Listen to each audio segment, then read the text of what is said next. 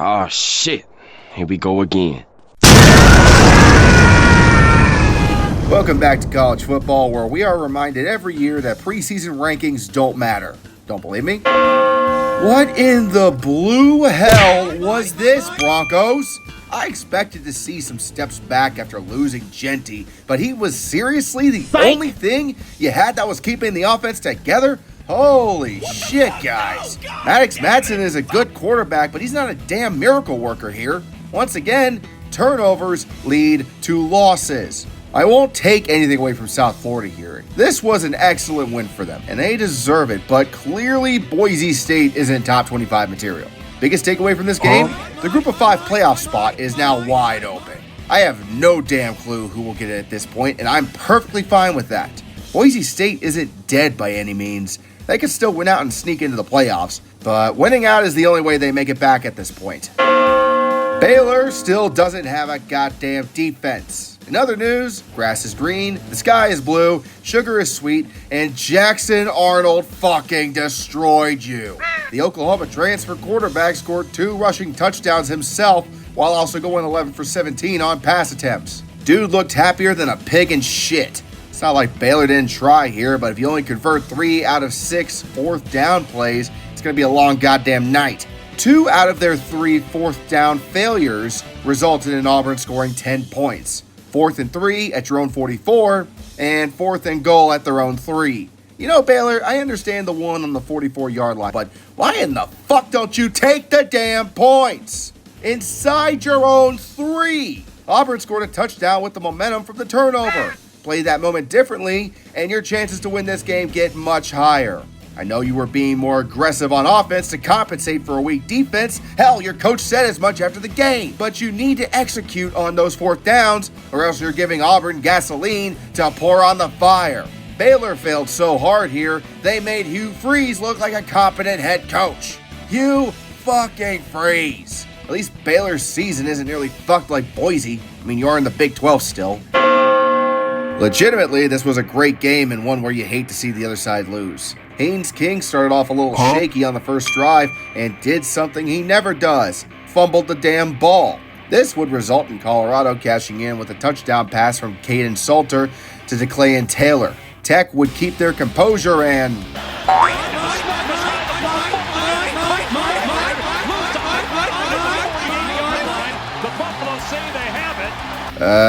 Jackets? You guys okay? Look, I gotta eat enough shit already from being so wrong on my predictions coming into this weekend. Can you please stop choking and get it moving already? King keeps it, and King hit at the 1, but powers his way across. Touchdown, Georgia Tech. Colorado, despite the turnover advantage, just couldn't pull away from Tech though. And after Colorado tied it at 10 late in the second, King would again pull some bullshit out and drive the Jackets into field goal range to take the lead at the half, 13-10. After a Colorado field goal midway through the third that tied it up again, King would take the ball into the end zone himself, taking the lead once more, 20-13. Colorado is struggling. Caden Salter is a good quarterback, but his line isn't giving him any protection against a very tough Jackets defense. But finally, the Buffs crawled and struggle their way to the red zone, where Salter takes it in for a touchdown of his own.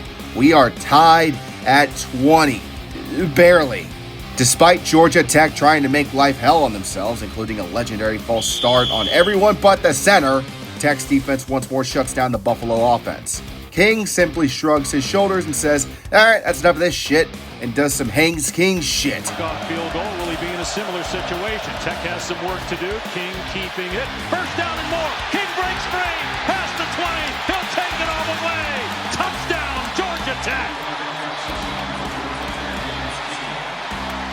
If I was in the ACC and playing Georgia Tech, I'd be shitting my pants. Violently. Tech isn't just a dark horse. They're on a mission. Fear the bees. Oh, no, not the bees!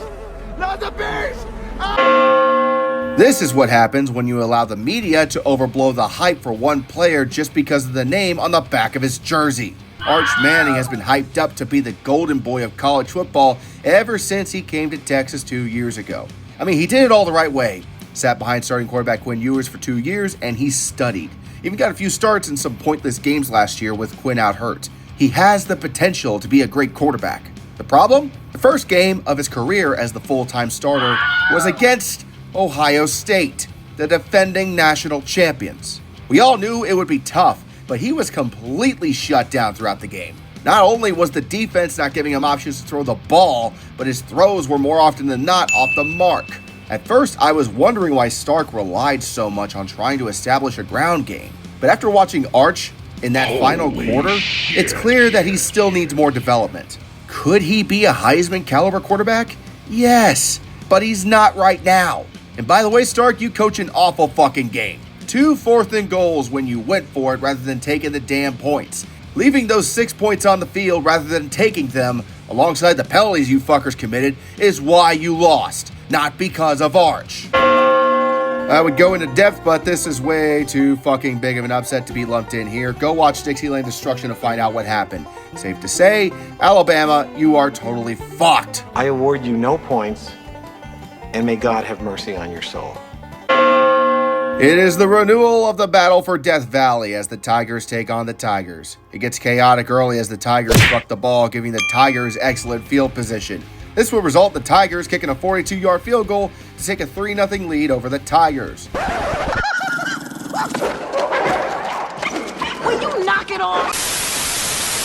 LSU would eventually tie it up at 3 in the second quarter after being suffocated by a stout Clemson defense. Clemson's Heisman hopeful quarterback Cade Klubnik is giving Brian Kelly's defense some absolute fits, converting a 4th and 2 down on the 3-yard line. And then on another 4th down, this time a 4th and goal, a running back dive up the middle would take the lead 10-3 late in the second.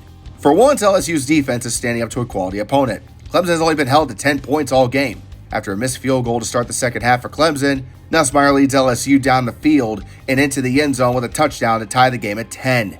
Klubnik begins to crack as he throws a ball high and it's picked off by LSU. However, the kicker shanks the field goal attempt and we remain tied.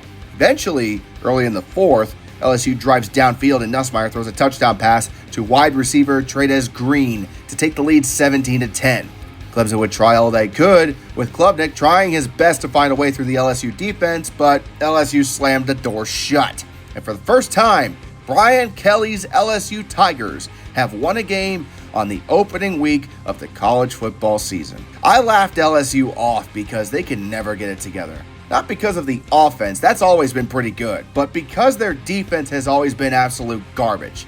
Now, after standing up to a very tough Clemson Tigers team on their own field, the Bayou Bengals might finally be able to retake their claim at the top of the mountain in the SEC. As for Clemson, they should be fine long term, but you're still forced to wonder now if they still make the postseason. And if you do make the postseason, if another one and done awaits them in the first round. Man, this week has been absolutely brutal to the Heisman hopefuls. Jesus fucking Christ.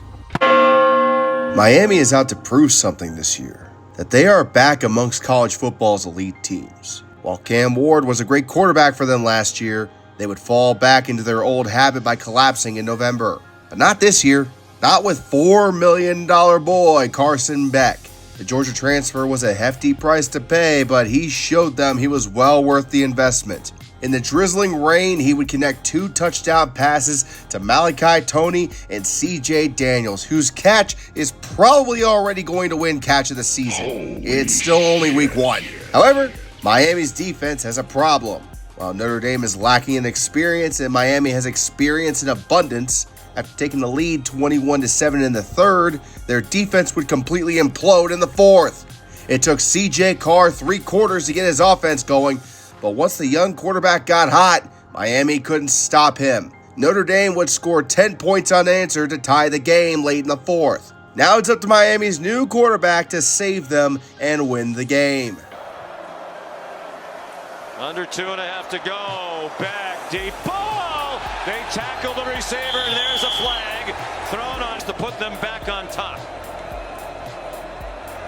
They have not trailed tonight. What a kick! Good!